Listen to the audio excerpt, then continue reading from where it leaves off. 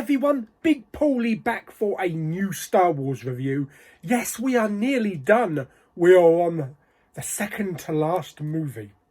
And this is a new beginning. We've got a whole new cast with a few old timers thrown in for good measure. We've got some exciting space battles. We've got an R2 unit that doesn't work. And it seems they've lost Luke Skywalker. Yes, nobody knows where he is. That's right, that can only mean one thing. It's time for The Force Awakens. Hello, where have you been? Yes, it's The Force Awakens. You like this one, don't you? This is your favourite. Yes, I know. Winnie wants to know why the Porgs weren't loved. So let's get on then. We are watching The Force Awakens today. That's it. Fantastic. And we are watching it in good old 3D. So lots of pop-out moments and lots of depth. Oh no, there's some really good depth moments in it. Right, let's do it. Let's stick the disc in and let's watch The Force Awakens. Come away from there. Winnie?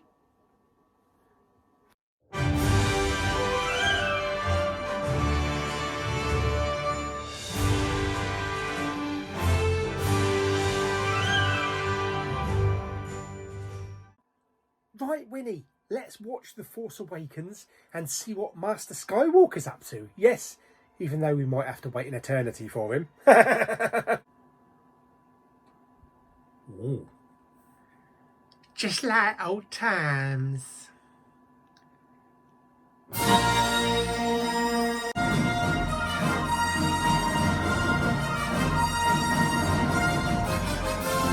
Wow, was that some seriously good 3D? Oh my god, yes, wow. I cannot watch it in 2D anymore, it has to be in 3D.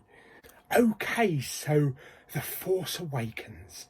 Wow, a new chapter in the Star Wars saga, episode 7 that we waited, what was it, 32? I think it was 32 years for? Holy crap. And I remember when they first announced it, and they announced Harrison Ford, Mark Hamill, Carrie Fisher were all coming back. Wow, what will we expect from a new chapter in the Star Wars saga? Everything to do with the Empire was wrapped up. You know, the Emperor was dead. So we thought. The Imperial forces were destroyed. The rebellion won. They had nice big celebrations at the end of Return of the Jedi. What happened in those 30 odd years? So the rebellion is gone, the Empire is gone. We now have the Resistance and the First Order. Yes. Poe Dameron, the Resistance's top pilot, has discovered this map for the whereabouts of Luke Skywalker. And he's sent on a mission by General Leia to actually retrieve this map, bring it back to the Resistance so that they can piece together all the pieces and find out exactly where Luke's hanging out. A stormtrooper played by John Boyega decides he doesn't want to be part of the First Order anymore. So he decides to tuck tail and run away from the First Order as fast as he can. We then catch up with a scavenger on the desert planet of Jakku, played by Disney Ridley. Alright, it's Daisy really. She's trying to survive, scavenge all sorts of crap, so that she could gather up as much crap as she can and sell it and feed herself. And she lives in an AT-AT, yes. Poe, who's being held prisoner by Kylo Ren on the First Order Star Destroyer, teams up with Finn and steals a TIE fighter, and they try to elude the First Order, unfortunately crashing on the planet of Jakku. Rey, played by Daisy Ridley, bumps into Finn.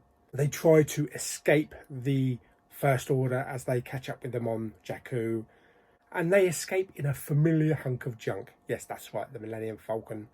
Brilliant cat and mouse chase with the TIE fighters hot on their tail. Rey's actually a really good pilot, and they manage to escape the planet of Jakku.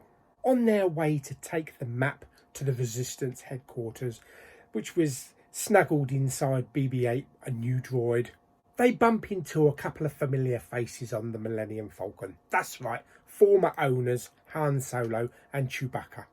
Chewie, we're home. The guys head out to meet up with Maz Kanata, an E.T. wannabe, who's the landlord of a drinking establishment. And while there, Rey's pulled to some familiar sounds. There's a little bit of Obi-Wan Kenobi in there. I'm sure there's a little bit of Yoda and a bit of Alec Guinness as well. And she stumbles upon a box containing Luke Skywalker's lightsaber. She touches the lightsaber, gets lots of lovely visions.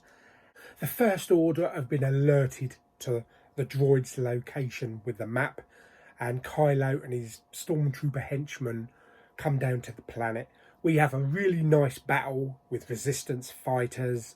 We have Finn wielding Luke's lightsaber, chopping down some stormtroopers. Kylo decides to take Rey with him as she has knowledge of where Luke is. And we get a reunion between Han and Leia. Yes, what we've been waiting for so long. Of course, the First Order have only got themselves a new weapon. Yes, it's about 20 times the size of the Death Star. And the First Order is overseen by General Hux, who answers to Supreme Leader Snoke. Yes, at first we think, blimey, Snoke's big. Then we discover that he's actually only a hologram, but it's a very intriguing character, Snoke. And we look forward to seeing him in the next 2 films. Poe and the rest of the Resistance fighters lead a daring attack on Starkiller Base. Yes, Luke's original name. To try and blow this thing up, they have to fly down a tunnel and knock something out. That sounds familiar. Meanwhile, we learn that Kylo is actually Leia and Han's son, Ben. Yes, Ben Solo. Although Solo is not really Han's name, so I don't know what his last name is. And we get a very atmospheric scene on board this long bridge. And it's just eerie. And everything is so quiet. I remember in the cinema, you could hear a pin drop. We get a face-to-face meeting with Han and Ben / Kylo Ren, as Kylo removes his helmet to show us a father and son reunion, and Han is trying to entice him away from the First Order, pull him back from the dark side, but poor old Ben's got other ideas and basically stabs him with a lightsaber and kicks him off the bridge. Starkiller Base gets blown up. The Resistance all go back to their base and live happily ever after. Well, for now anyway. So that's literally The Force Awakens. There are some really good scenes in The Force Awakens. I love the Jakku scenes. I love the escape from Jakku with the Millennium Falcon. The excitement of this ship flying, dodging old broken down Star Destroyers and flying through them, and Finn trying to blow up TIE fighters as they catch up. Such a thrilling, exciting chase. As I said, the bridge scene is also really good. Very atmospheric. The attack on the oscillator on the Starkiller Base is fantastic as well as the scene at the end, the forest scene with a lightsaber battle between Rey, Kylo and Finn. And seeing it now so many times on 3D, the 3D really stands out on this film. It is one of the better films to showcase 3D. And from the opening crawl to the opening scenes where Poe's trying to escape from Kylo Ren, we get stormtrooper fire, we get lots of little embers floating around, and the 3D just pulls us right in. The scene on the bridge between Ben and Han Solo, atmospheric as it is, it looks absolutely gorgeous. And in 3D, you actually feel that you're actually there on the bridge.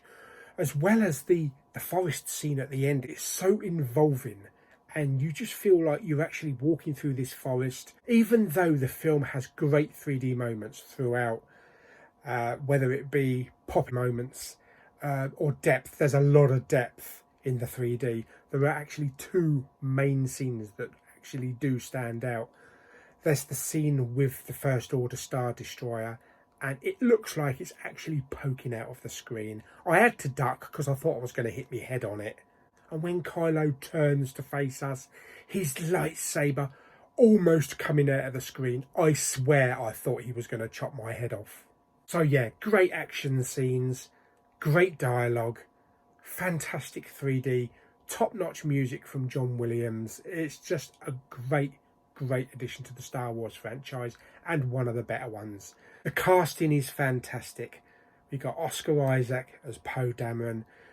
Adam Driver is absolutely fantastic as Kylo Ren / Ben. Of course, we got the usual Harrison Ford. Mark Hamill doesn't really have much to do, not in this film. Carrie Fisher, I think, had not done a lot of acting for many years, so I think she was quite nervous coming back to this franchise, but she did really good. General Hux is quite menacing. That'll all change. John Boyega, really good. Solid American accent as well. And Daisy Ridley, newcomer. This is Daisy's film. She just stole the movie as Rey, and I can't imagine anybody else playing Rey's character. She just stole it. So that's my review of The Force Awakens, one of the most enjoyable Star Wars films, one of the great additions to the franchise. So how would I rate The Force Awakens? On a scale of 1 to 10, and 1 being a Jakku slave, and 10 being BB-8 going like that with his flame, I would rate The Force Awakens 8.5 quarter portions. Yes, fantastic. So I hope you enjoyed my review of The Force Awakens. Stick down in the comments if it's your favourite film, if you like it in 3D, and what you don't like about it. And don't forget to subscribe, comment and share, and I'll see you all on the next video, which will be the last one. And that actually will be out after The Rise of Skywalker is released in theatres. Fantastic. So you might be watching that one after you've seen The Rise of Skywalker. I'm so excited for The Rise of Skywalker. I think it's going to be a corker of a movie. Until the next review, The Last Jedi, we'll be seeing you on the island very soon. Yes.